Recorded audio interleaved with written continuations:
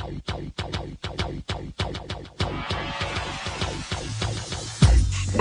to the Odds Breakers, number one place for shared sharp betting information. Welcome back to podcast 4 of 2025. I'm your host, Kiev. You can call me on Twitter at OBKiev. Follow us at the Odds Breakers. Follow us on social media / the Odds Breakers. This episode is being brought to you by FanDuel Sports, a proud partner with the NFL. If you'd like to support the Odds Breakers and benefit from our premium plays, please visit theoddsbreakers.com, click shop, become a member, pick any. For winning cappers, get the premium plays before the line moves. You can also support us on patreon.com. If nothing else, please visit the Odds Breakers to become a free picks and Telegram subscriber. I am back from my vacation, my friends, a long trip in Puerto Vallerta. It was Tuesday through Sunday last week. Was able to watch some football, which was cool. They did have a sports bar there at the Rio Palace Pacific in Nuevo Vallartas, which is north of Puerto Vallarta by a little bit. And it was amazing. I mean, they had everything, you know, champagne all over the place. There's mimosas and beers and all kinds of different drinks. We did the elite club, so we were top shelf, and they treated you right there. It was just amazing. There's a few small things I would change about the hotel, but everything else was pretty fantastic. And the amount of restaurants that they have there and the amount of food, it was just a wonderful experience. And I was super happy to go down there and enjoy myself with a ton of awesome friends, and had an absolute blast. Caught some fish, deep sea fishing. Our boat it wasn't me reeling it up, but we got a rooster fish. It was like 53 inches, probably like 50 pounds or so, maybe 60. The fish was huge. Maybe I'll post that later. But yeah, man, I wish that I could have shot out a podcast for college basketball last week, but I just couldn't. I was just way too busy, maybe a little bit hungover. But you know, I have to put friends and family first sometimes, and from here on out, it's going to be every podcast. Mondays I'll be recording, and Thursdays I'll be recording for Tuesdays and Fridays, so we can talk about the rest of the football season as well as college basketball. For me, it is mostly college basketball season. This Friday I'll be probably more focused on college basketball than the NFL. This Saturday, I should say. Sunday, no. I will be watching my Bears on Sunday because they beat the Green Bay Packers, and I got to watch it in the sports book. It was an amazing experience because we were getting our ass kicked, and I was by mostly Packer fans the whole time. But I stuck with it. Maybe even made a live bet at halftime at plus 800, which probably wasn't a good number because they only had a 90% chance of winning. But hey, I still knew the Bears were a second half team and didn't give it out or nothing. But they got paid 8-1. So they dumped beer on my head afterwards because I was just one of a few Bears fans, but everyone that wasn't a fan of the Packers was cheering for me. So it made me feel extra special and had an absolute blast. So very happy with that whole experience. But we're here to talk about recaps here. And Saturday, college basketball is quite exciting. I was able to follow my Badgers beating Michigan, which was fantastic as a Badger fan. So I guess both my days went really well. Now, don't get me wrong. I actually did bet Michigan because I didn't think the Badgers were going to show up. I mean, they've lost to much worse teams, and they ended up going to Michigan, scoring 91 points and winning, playing out of their minds. Unfortunately, I couldn't watch it. The sports bar didn't have a CBS for some reason until the football games came on. I watched them scroll through it all, but we did listen to it on the radio apps, and so it worked out that I got to follow the game. But man, what a great thing for the Badgers. Not a ton of big upsets. There's some kind of medium upsets there. Like Alabama losing to Texas, pretty pathetic. Alabama lost at home too. They're not as good as they've been. Arkansas losing to Auburn, although that was on the road. Tennessee losing to Florida, I guess, would be a minor upset. But how about West Virginia beating Kansas? You know, what are you doing, Kansas? That is not. Yeah, you know, some of these big names, Kansas, what else? North Carolina is not that great. They're okay. I guess they've been not that great for a while. Duke's not the Duke from last year at all. You know, a lot of these big names are just not looking that great in college basketball. While, you know, some of the other ones are really stepping up. So I found that interesting. Florida is one of those. They did smoke Tennessee, but man, they already have 5 losses this year. So, college basketball, got to follow some of that. Didn't get to watch as much as I would have liked, but hey, vacations go first. College football games were awesome. Miami, Ole Miss. That was one hell of a game. And, what's funny is I kind of thought Ole Miss was going to win for a while at the end there. But Carson Beck and Miami drove down the field and, ended up winning that game. And props to them for getting to a home championship game. We'll get to the spread in a few minutes.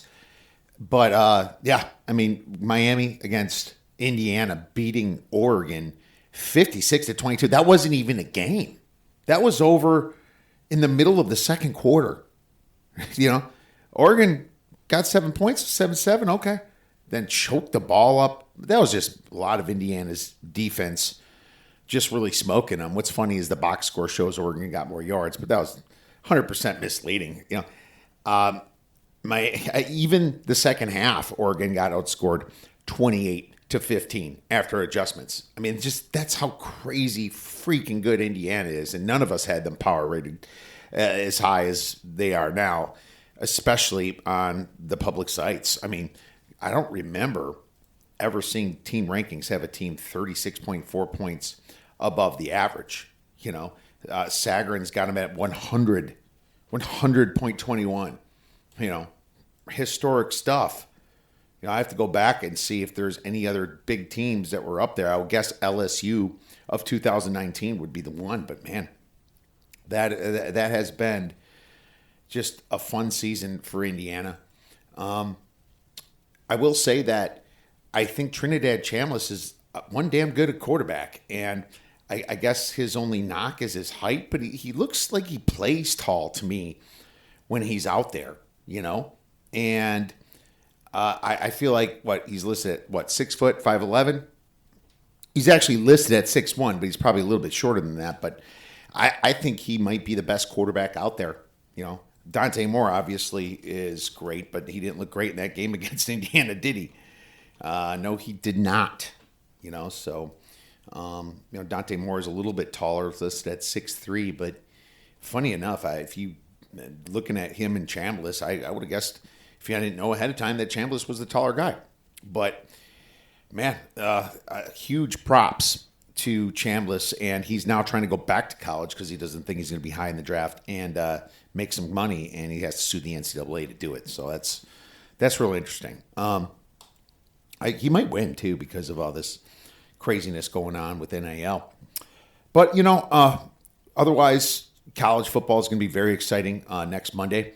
I was with a Miami alumni watching the game. Falika sent us a text too. He's a Miami guy as well. Is watching them Canes, and Canes did it.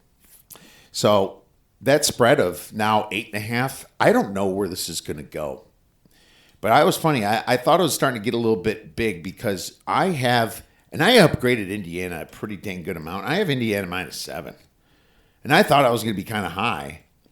But man, this has got, you're paying a premium for Miami right now. I'm sorry, for Indiana. You're paying a premium for Indiana because I don't think before the playoffs started this number be anywhere close to this. Maybe it'd be Miami by 3.5, maybe. But geez, watching this number grow and grow and grow, it's kind of blowing my mind a little bit. And are we not giving a 2-point advantage to Miami for having the home game? I know it's not 100% your crowd, but you're at a very familiar place. I don't know. I'm going to get into the metrics of this game later this week. I'll do it for our Friday show. Probably going to end up not on the side. I'm sure there's going to be a lot of teasers on this Indiana unless it hits 9.5. And as a matter of fact, this thing hits 10, I might be forced to bet Miami. But, I'd like to break the game down a little bit more in the X's and O's and see if there's any maybe value in the running game and in the props, or maybe I just kind of start liking a side more because Oregon's defense sucks and Oregon's offense sucked when when they played Indiana. So it's a little bit of both. You remember, Indiana, like I said in the other handicaps, they have played close games. They have played, Iowa, Penn State, Ohio State, all close games. There was one more weird one in there. But there's, any team is vulnerable. Any team is. So I just kind of watched this spread go up and up. And just because they beat Oregon and because Oregon looked like crap is the reason you're paying a premium right now on this one. NFL, really mostly great games to watch. Had to watch some on the plane. We got to the airport super early because that's what they wanted. And we watched some of the game in the Admiral Lounge. And it was just really good back and forth stuff, starting with the Rams-Panthers. I mean, geez, there's a minute there where the Rams are losing with like less than 2 minutes left in this game. And, everyone has the Rams as their number one power team, I guess. Now, Seattle moved ahead of them, but, sometimes those pesky Panthers put up a fight, but they just left too much time on with a bad defense and Matt Stafford playing. But that's football. It's just you're never always at the top of your game. Well, when you are, you're blowing a team out, right? Especially when you're a good team. But the Rams were not at the top of their game, and that's why you see all this money coming in on the Bears and pushing that line down. I sure as hell can't get to where it's at 3.5 right now. I'm a Bear fan, but that defense was freaking horrible. They scored 25 points in the fourth quarter. They scored 6 the whole game and 25 in the fourth quarter. That was just more of a choke by the Packers. The Packers scored 21 in the first half, missed a field goal, missed 2 field goals. This Bears defense looked absolute trash. I thought they would lose to, I'm not going to say the Raiders, but like to just some mediocre Minnesota Vikings team if they played like that against them. It just looked really, really bad for the Bears defense, and I kind of expect that again. Let's move on to Bills, Jags. That was really back and forth. I thought both teams were pretty equal, but just that extra turnover the Jaguars had is what lost them the game, and they lost control over it. And the Bills, got that final possession with the score, and unfortunately lost it kind of at the end there. Right, had to force a play, and they got an interception.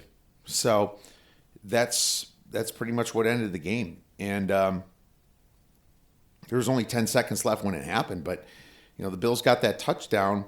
The Jaguars had some time left, and that was crazy.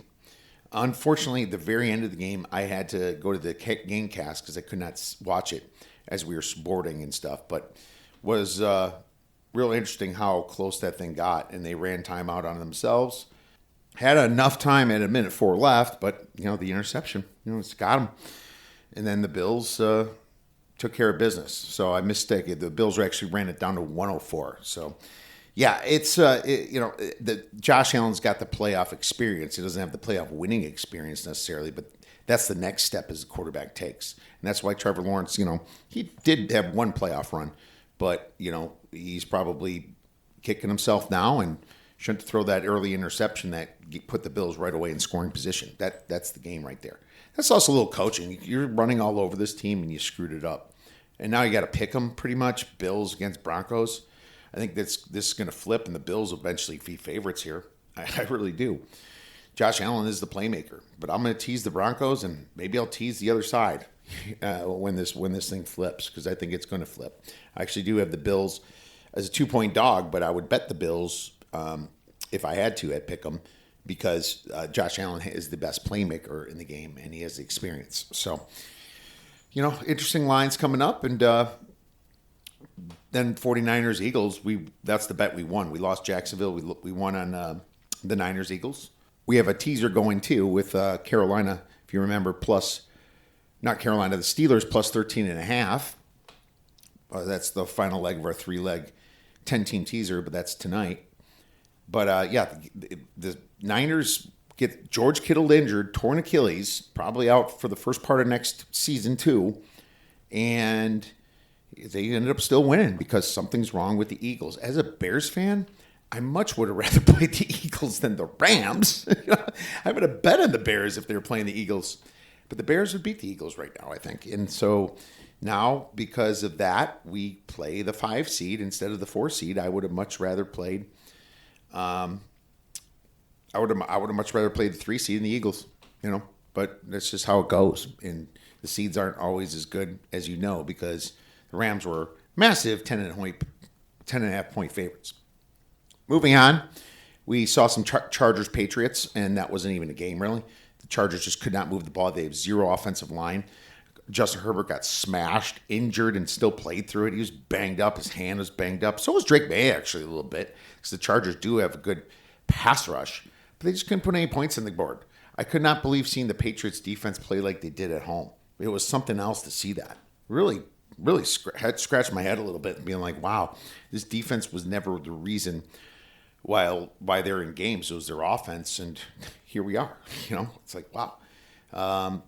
Interesting, and a great job by Mike Vrabel. I mean, you got to give Mike Vrabel all the credit for that. And the Patriots now are up to 11th in EPA for the full season, and it's kind of keep getting better and better. So they had some injuries too, but the team that had a ton of injuries that is a lot better now seems like to be the Bills. So, I'm still going to stick with Bills, Rams, and I'm not going to lie, I also got cute and picked maybe the Jaguars, if not the Bills, but they had to play each other. And before the season started, I picked the Bills, and mid-season I picked Bills, Rams. So let's see if that comes to fruition in the Super Bowl itself. The good, the bad, and the ugly of the weekend. And I mean, not as big of a list because I didn't watch every basketball game. But what we do have for the good, Miami versus Ole Miss game was awesome. Just so fun to watch, back and forth, all the way to the end. That was good. Indiana, put them in the great category. Brad Powers sent a text giving them the championship already. Badgers beating Michigan. That was awesome. Most of the NFL games, minus that last one I mentioned, were awesome. The Rams comeback was fun. And obviously, as a Bears fan, watching them come back and score 25 points and beat the Packers was amazing. Now for the bad. I didn't like the refs in the Miami Ole Miss game. I thought they kind of made the game a little bit worse than it could have been.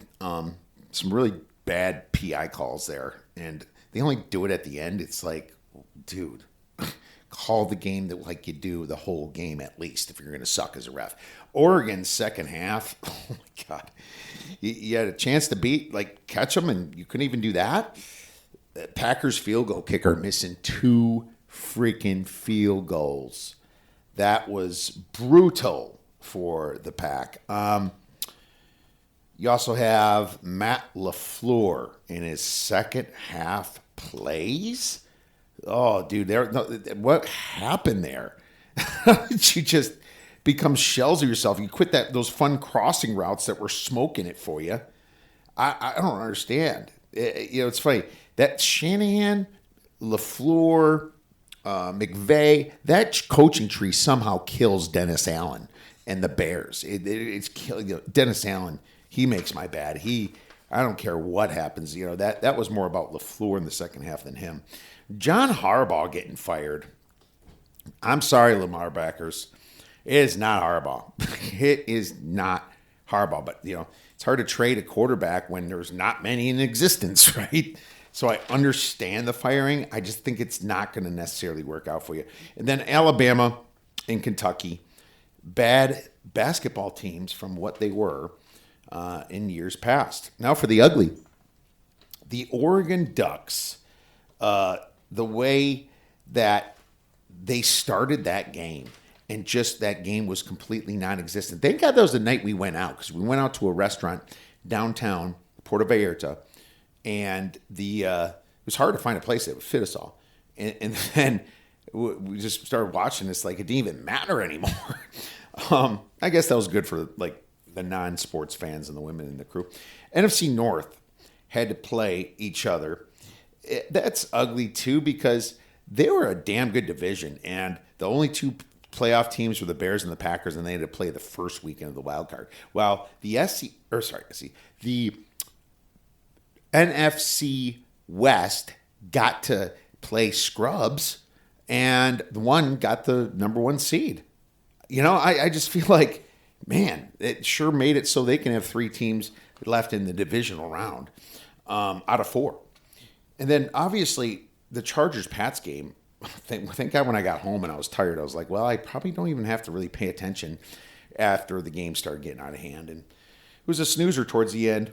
The SEC, the only playoff games they won, minus, of course, playing a group of 5 team, was against each other. Against each other. Oh my God, that is so bad. Michigan losing at home to the Badgers, I thought that was, the opposite of good. Obviously, that makes the bad. And then the worst and ugliest thing of the whole weekend were the Packer fans wanting to play the Chicago Bears. Well, guess what, buddies? They were confident all weekend. They were confident. That's what they wanted. The team they wanted to play was the Bears. And I said, be careful if you're too confident here. It's just going to make your heart break even more. And that's exactly what freaking happened when you asked for what was coming. You know what you are!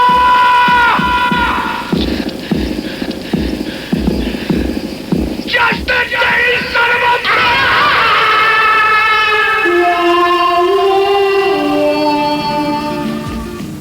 All right, well, now I'm going to give you a free play that I played for the week. There isn't too many out there because these lines are pretty sharp. There's 4 NFL games left and 1 college football game left.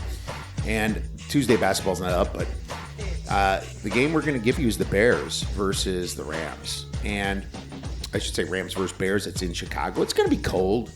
I'm looking at the forecast. It doesn't look like rain or anything or too bad a wind. Now, that could change because it's way too early.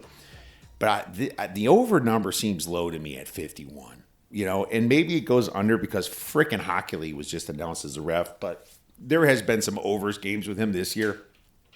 I think he holds on to his whistle a little bit this game too. But this Bears defense is terrible, and I expect the Rams to score 35. I think the Bears probably score a little bit in the first half, a little bit more than they did against the Packers because that Rams defense isn't that good. But I also expect the Bears to maybe have a huge fourth quarter. Not going to take the Bears side, at least not right now, because my number is around 5-ish. But I certainly think the over can easily hit here. And you also might be in a middle situation come the third quarter where you can maybe buy a little bit back on that under. I like the Bears over. I think this is way too short. The number should be around 58 in perfect situation. Take that over 51 for 2 stars. You're ridiculously good looking. All right, my friends, that's all I have for this show. We'll be back to talk some college basketball for this weekend with a guest on Thursday's show. We'll be streaming it, I'm sure, at the same time, around noon Pacific, 3 Eastern, at the Odds Breakers Twitter, or obviously on our YouTube channel if you'd like to participate. Enjoy the rest of the week and go get some winners.